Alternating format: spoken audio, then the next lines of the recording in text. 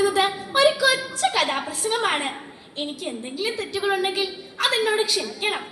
എന്റെ കഥയുടെ പേര് റൂത്ത്. എങ്ങും പരന്നു കിടക്കുന്ന പച്ച പുൽത്തകിടുകളും കുന്നുകളും താഴ്വരകളും പുഴകളും വയലുകളും നിറഞ്ഞ ആ മോവാബ് ഗ്രാമത്തിലേക്ക് ഞാൻ നിങ്ങളുടെ എല്ലാവരുടെയും ശ്രദ്ധയെ ക്ഷണിച്ചു കൊള്ളുന്നു. അതാ അവിടേക്ക് നോക്കൂ, ഒരു ചെറിയ വീട്. യഹൂദ വൈദ്യായ നവോമിയുടെ വീടാണത്. അവിടെ എന്തോ വിശേഷം നടക്കുകയാണെന്ന് തോന്നുന്നു. വിധവയായ നവോമിക്ക് 2 ആൺമക്കളാണുള്ളത്, മഹലോനും കിളിയോനും. അവർ 2 പേരും ഇന്ന് വിവാഹിതരായി. അവർ 2 പേരും ഇന്ന് 2 പെൺകുട്ടികളെ വിവാഹം ചെയ്ത് അവരുടെ ഭവനത്തിലേക്ക് കൊണ്ടുവരികയാണ്. അവരുടെ പേരാണ് ഓർപ്പയും റൂത്തും. ഓർപ്പയും റൂത്തും അതിലാവണ്യവതികളാണ്, കൈതപ്പൂ നിറമുള്ള സുന്ദരിമാര്. ഓർപ്പയും റൂത്തും അതിലാവണ്യവതികളാണ്, കൈതപ്പൂ നിറമുള്ള സുന്ദരിമാര്. ഇളമാണിഴികളിൽ സ്വപ്നം മയങ്ങുന്ന ശലീന സുന്ദരികളായിരുന്നു. ഇളമാണിഴികളിൽ സ്വപ്നം മയങ്ങുന്ന ശലീന സുന്ദരികളായിരുന്നു. അതേ പ്രിയമുള്ളവരെ, നവോമിയുടെ മരുമക്കൾ സുന്ദരികളും സുശീലകളും കൈതപ്പൂ നിറമുള്ള സുന്ദരി പെൺകുട്ടികളുമായിരുന്നു. അങ്ങനെ അമ്മയും മക്കളും മരുമക്കളും അവരുടെ സന്തോഷങ്ങളും ദുഃഖവും പങ്കിട്ട് സന്തോഷപൂർവ്വം ജീവിച്ചു. പക്ഷേ ആ സന്തോഷം അധികം നാൾ നീണ്ടു നിന്നില്ല. മഹലോനും കിളിയോനും അവരുടെ പിതാവിനെ പോലെ അകാല മരണമടഞ്ഞു.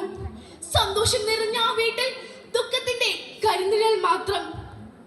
കണ്ണീരിൽ കുതിർന്നിതാ നിൽപ്പൂ സഹനത്തിൻ വേർപിരിയിൽ.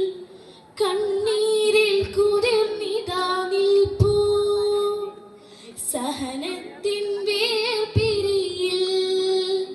ജീവിതമെന്നൊരു ഭാരമായി തീർന്നൊരു എങ്ങും മരണത്തിൻ ചിറകടി മാത്രം.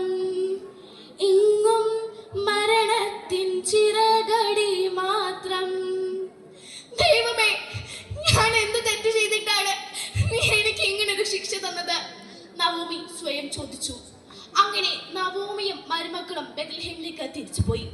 പോകും വഴി യൂദാൽ പോകാനുള്ള വഴി എത്തിയപ്പോൾ നവോമി മരുമക്കളോട് പറഞ്ഞു, മക്കളെ, നിങ്ങൾ നിങ്ങളുടെ മാതൃഭവനത്തിലേക്ക് പോകൂ. എന്നെ ഓർത്ത് വിഷമിക്കേണ്ട. നിങ്ങൾ വീണ്ടും ഒരു വിവാഹം കഴിച്ച് സന്തോഷപൂർവ്വം ജീവിക്കൂ. എന്നാൽ അവർ പോവാൻ തയ്യാറായില്ല. അവർ കരഞ്ഞുകൊണ്ട് പറഞ്ഞു, ഞങ്ങൾ പോകുന്നില്ല. എന്നാൽ ഓർഫ നവോമിയെ ചുംബിച്ചു. നവോമിയുടെ നിർബന്ധപൂർവ്വം ഓർഫ അവളുടെ മാതൃഭവനത്തിലേക്ക് പോയി. എന്നാൽ റൂത്ത് പോകാൻ തയ്യാറായില്ല. നവോമി റൂത്തിനോട് ഇപ്രകാരം പറഞ്ഞു, നോക്കൂ, നിന്റെ സഹോദരി അവളുടെ ചാർച്ചക്കാരുടെയും ദേവന്മാരുടെയും അടുത്ത് പോയിരിക്കുന്നു. നീയും നിന്റെ മാതൃഭവനത്തിലേക്ക് പോകൂ. എന്നാൽ റൂത്ത് പോകാൻ തയ്യാറായില്ല. അവൾ ഇങ്ങനെ പറഞ്ഞു, അമ്മേ അമ്മേ അമ്മേ വിട്ടൊരു ജീവിതം ഇല്ലെനിക്ക്. അമ്മേ അമ്മേ അമ്മേ വിട്ടൊരു ജീവിതം ഇല്ലെനിക്ക്. അമ്മയുടെ നാട് എന്നുടെ നാട്, അമ്മയുടെ ദൈവം എന്നുടെ ദൈവം. മരണം മാത്രം നമ്മെ വേർപിരിക്കട്ടെ. മരണം മാത്രം നമ്മെ വേർപിരിക്കട്ടെ. നമുക്ക് അത്ഭുതത്തോടെ അവളെ നോക്കി. എത്ര നല്ലവളാണ് ഇവൾ. അങ്ങനെ അവർ 2 പേരും ബെത്ലഹേമിലേക്ക് പോയി. അവരുടെ അവസ്ഥ അറിഞ്ഞ നവോമിയുടെ ബന്ധുക്കാർക്ക് അവരോട് സഹതാപം തോന്നി. അവർ ബെത്ലഹേമിൽ എത്തിയപ്പോൾ അവിടുത്തെ വാസികൾ നവോമിയെ കണ്ട് അത്ഭുതപ്പെട്ടു. പക്ഷേ നവോമി പറഞ്ഞു, എന്നെ നവോമി എന്നല്ല മാറ എന്നാണ് വിളിക്കേണ്ടത്. കാരണം ഞാൻ ഇവിടെ നിന്ന് പോകുമ്പോൾ ദൈവം എനിക്ക് എല്ലാം തന്നു.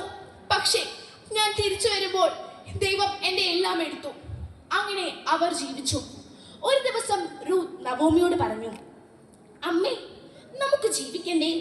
അതിനായി ഞാൻ എന്നെ അനുവദിക്കുന്നവരുടെ അടുത്ത് പോയി വയലുകളിൽ നിന്ന് കാലാ പെറുക്കാം. അങ്ങനെ അത് വിറ്റ് നമുക്ക് ജീവിക്കാമല്ലോ. നവോമി സമ്മതിച്ചു.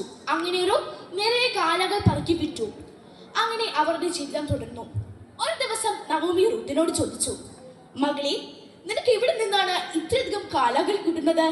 നീ ഇന്ന് എവിടെയാണ് ജോലി ചെയ്തത്? റൂത്ത് ഉത്തരം പറഞ്ഞു, അമ്മേ, ബോവാസ് എന്നു പേരായ ഒരു യജമാനന്റെ വയലിൽ നിന്നാണ് എനിക്ക് ഇത്രയധികം കാലാകൾ കിട്ടുന്നത്.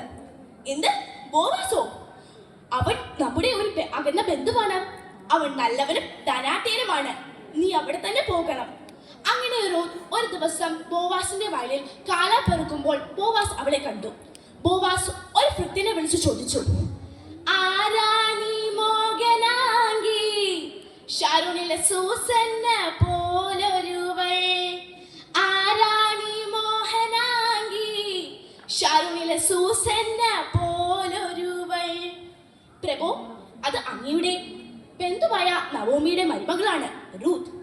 ഓഹോ, റൂത്തോ? ഇവളെ കുറിച്ച് ഞാൻ അധികം കേട്ടിരിക്കുന്നു. ഇവൾക്ക് ആവശ്യത്തിലധികം കാലകൾ കൊടുക്കുക. നിങ്ങൾ ശേഖരിച്ചു വെച്ചതിൽ നിന്നും അവൾ എടുത്തുകൊള്ളട്ടെ. അവളെ ശകാരിക്കരുത്. അങ്ങനെ റൂത്ത് കാലാകൾ പറക്കി വിറ്റു. അവരുടെ ജീവിതം തുടർന്നു. ഒരു ദിവസം നവോമി റൂത്തിനെ വിളിച്ച് പറഞ്ഞു, മകളെ, എനിക്ക് നിന്നോടുള്ള കടമ നിറവേറ്റേണ്ടിയിരിക്കുന്ന സമയം വന്നിരിക്കുന്നു. അതിനാൽ നീ കുളിച്ചൊരുങ്ങി സുഗന്ധയില പൂശി ബോവാസിന്റെ അടുത്തേക്ക് പോക. അങ്ങനെ ബോവാസ് റൂത്തിനെ വിവാഹം ചെയ്തു. അങ്ങനെ അവർ ജീവിതം സന്തോഷപൂർവ്വം കഴിഞ്ഞു. ദൈവം അനുഗ്രഹിച്ച് റൂത്ത് ഗർഭം ധരിച്ച് ഒരു പുത്രനെ പ്രസവിച്ചു. അവന്റെ പേരാണ് ഒബേദ്. പ്രിയമുള്ളവരെ, നിങ്ങൾ നോക്കൂ, അങ്ങനെ റൂത്ത് ബൈബിളിൽ ഒരു സ്ഥാനം കണ്ടുപിടിച്ചിരിക്കുന്നു. എളിമയുടെ, താഴ്മയുടെ, സ്നേഹത്തിന്റെ, അനുസരണയുടെയും ഒക്കെ പ്രതീകമാണ് റൂത്ത്. ഇത്രയും നേരം എന്റെ കഥാപ്രസംഗം കേട്ടുകൊണ്ടിരുന്ന എല്ലാ ദൈവമക്കൾക്കും എന്റെ നന്ദി ഞാൻ അറിയിക്കുന്നു.